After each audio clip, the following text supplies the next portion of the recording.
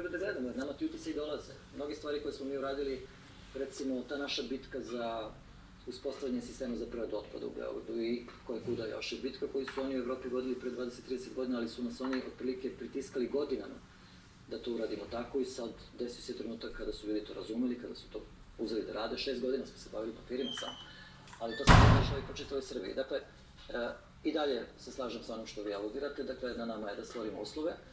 Ministarstvo je otvorilo teme, nije to baš uvek lako i...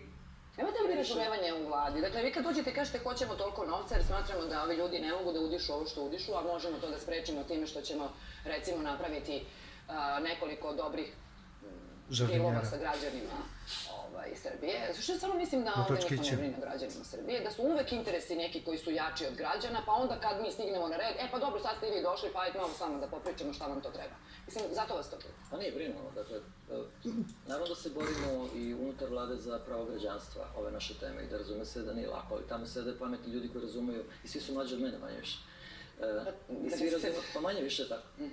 I svi oni vrlo dobro razumeju vreme u kome žive i sami su odrastali u vremenu gde... Ja, samo sam htjela da pitam šta je ovdje jače.